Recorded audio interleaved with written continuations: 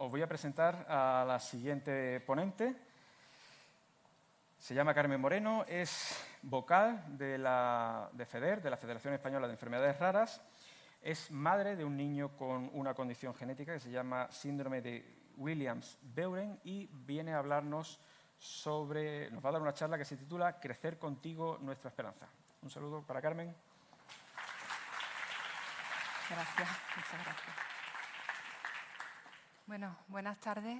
En nombre de la Federación Española de Enfermedades Raras y en el mío propio, muchísimas gracias por la invitación y muchísimas gracias por darnos voz. Soy una madre que tiene una hija de 16 años, una adolescente, y un hijo, un preadolescente con 12 años que se llama Raúl. Teníamos una historia de vida y cuando nació Raúl, pues comenzó otra historia de vida que nos regaló experiencia, que nos ha llevado hacia un crecimiento personal y humano impresionante, inimaginable. Y de ahí el título de mi ponencia, Crecer contigo, nuestra esperanza. Mi hijo tiene una alteración genética poco frecuente que se llama el síndrome de Williams. Es una pérdida de material genético en el cromosoma 7, se pierden entre 25 y 28 genes. Y tuvimos el diagnóstico con 23 meses. Fue en un mes de noviembre y tuvimos muchísima suerte. Y después vais a comprender el por qué digo esto.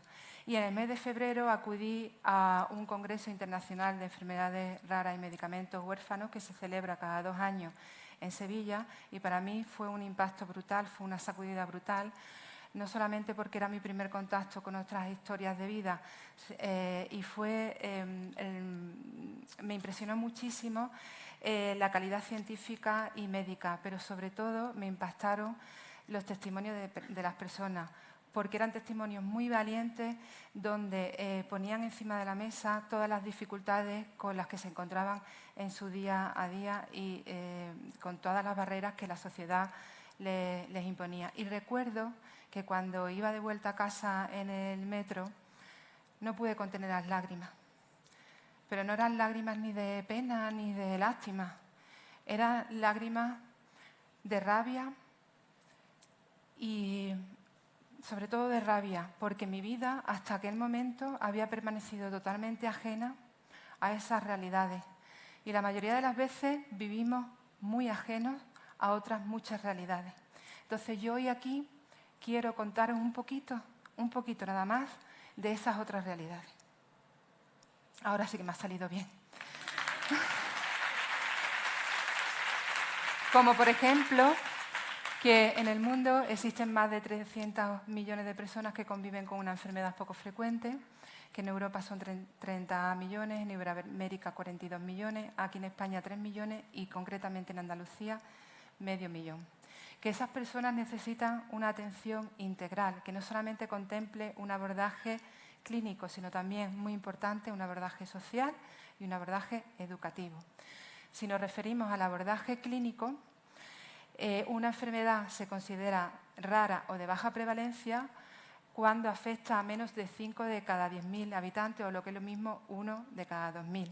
Que existen a día de hoy alrededor de unas 7.000 enfermedades poco frecuentes identificadas y que quedan todavía muchísimas otras sin identificar. Que el 70% tienen un origen genético. Que en el 50% de los casos está comprometida la vida y que aparece muy precozmente en los niños y en los jóvenes, que la mayoría de ellas son crónicas y muchas muy graves. Con la radiografía que acabo de hacer, imaginaros la importancia de ponerle nombre y encontrar un diagnóstico. Bueno, pues en España la mitad de las personas han sufrido un retraso en el diagnóstico. Y el 20% ha tenido que esperar hasta más de 10 años para encontrar ese diagnóstico. Y una de cada 4 personas se ha tenido que trasladar a otra comunidad para tenerlo. Un retraso en el diagnóstico puede provocar un agravamiento de la enfermedad y también puede ocurrir que sea una barrera en el acceso a un tratamiento y también a un seguimiento clínico. Bueno, y ya tenemos el nombre de esa enfermedad y tenemos un diagnóstico. Pero ahora, ¿qué? ¿Qué es lo que pasa? Pues que también aparecen otras cuestiones como, por ejemplo, si hay profesionales que saben de esas enfermedades y si saben tratarlas. Y también si existen tratamientos que nos puedan ayudar. Muy bien. Pues gran parte de las enfermedades raras ya sabéis que son unas grandes desconocidas. Y principalmente son los propios pacientes y la familia las que nos convertimos en grandes especialistas sobre esas enfermedades. También hay algunos profesionales que tienen interés en estas patologías y se llegan a convertir también en grandes especialistas y son unos auténticos referentes. Gracias a los últimos avances y gracias también al trabajo del movimiento asociativo, hemos conseguido que ese conocimiento viaje entre profesionales, viaje entre hospitales, también viaje entre comunidades y entre diferentes países. Y aquí en España se han creado unas redes de centros de referencia que se llaman CESUR, que son unidades y centros de referencia para tratar esas enfermedades. Y también a nivel europeo también se están trabajando en redes de conocimiento para compartir ese conocimiento, sobre todo con un objetivo principal, que sea el conocimiento el que viaje y no el paciente. Porque si, independientemente del lugar donde resida esa persona, pueda tener un acceso a un diagnóstico y a un tratamiento en igualdad de condiciones. El llegar y el acceder a un tratamiento resulta a veces muy complicado. Estamos hablando de medicamentos huérfanos que son muy específicos para tratar esas enfermedades raras. Solamente el 38% del colectivo cuenta con medicamentos que son realmente efectivos y solamente el 5% de las enfermedades poco frecuentes disponen de un tratamiento autorizado. ¿Y esto por qué sucede? Pues porque es un proceso muy largo. La mayoría de las veces es un proceso muy largo y complicado. Primero, mientras se encuentra ese medicamento o ese fármaco mediante la investigación. Después se tiene que probar en pacientes. Bueno, primero en ratones, etc. Después en pacientes. Después se tiene que autorizar, que es otra barrera con la que nos encontramos. Y después llega, en último lugar, al paciente. Y hay veces que incluso ni llega por el alto coste, porque cuesta mucho a nivel económico. Estamos hablando de tratamientos farmacológicos, pero también hemos dicho anteriormente que son enfermedades, la mayoría, crónicas. Y también es necesario un abordaje a través de terapias de rehabilitación, como puede ser la logopedia, la fisioterapia, la terapia ocupacional. Y eso solamente está contemplado de 0 a 6 años, lo que llamamos la atención temprana. A partir de los 6 años son los propios pacientes y la familia las que tenemos que correr con esos gastos. Si hay incluso familias que no pueden acceder porque económicamente no se lo pueden permitir.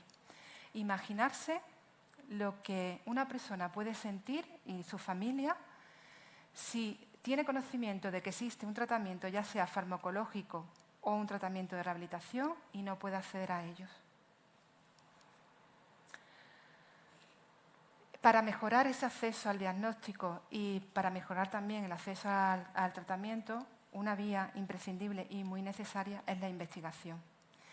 Para nosotros la investigación es nuestra esperanza. Pero esa investigación a día de hoy también está muy condicionada. Está condicionada por la falta de pacientes, está condicionada por la falta de dinero, por la falta de interés comercial, por la falta de recursos. Entonces, pues, la verdad que nos encontramos con muchas barreras también en cuanto a la investigación. En cuanto al abordaje social, es muy importante ponerle nombre a la enfermedad, importantísimo, pero no podemos olvidar que los pacientes no son diagnósticos, son personas y que también tienen una vida social y que también nos encontramos con muchas barreras a nivel social, muchísimas. Porque sobre todo, las enfermedades raras son muy desconocidas a nivel social y porque tenemos una mirada, a mi juicio, muy equivocada sobre la diversidad. Ay, perdón. Y aquí me gustaría haceros también una reflexión. Ay, perdonad. A ver, para atrás, aquí. ¿No va hacia atrás? Ay.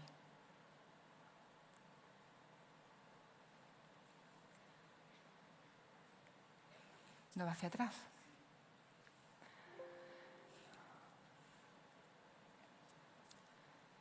La anterior.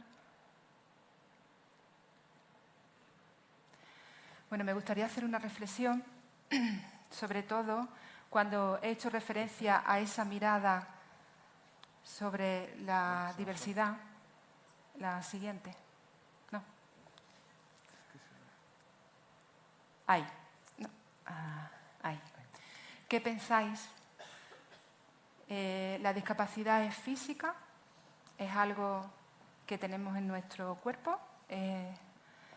¿O es la discapacidad la da el entorno?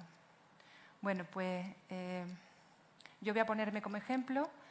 Yo soy muy miope, desde los 5 años uso gafas, además tengo una miopía magna y mucho astigmatismo. Entonces yo, para desarrollar mi actividad diaria y para desenvolverme en el entorno, necesito una herramienta, que son unas gafas o unas lentillas. Con esa herramienta, lo que no era capaz de hacer y de desenvolverme en el entorno, la discapacidad se vuelve capacidad. Entonces, como dice mi buen amigo Nacho Calderón Almendro, la discapacidad nunca está en el cuerpo de la persona, nunca. Nunca depende de la realidad biológica de esa persona. La discapacidad, capacidad, todos, y eso lo tenemos que transformar. El sistema educativo actual, aún en las aulas y en las escuelas, está muy impregnado un modelo médico rehabilitador basado en los déficits. Y tenemos que ir hacia un modelo social que pone el punto de mira en el entorno y en derribar todas las barreras que hacen imposible o que no hacen posible el acceso al aprendizaje de cualquier alumno.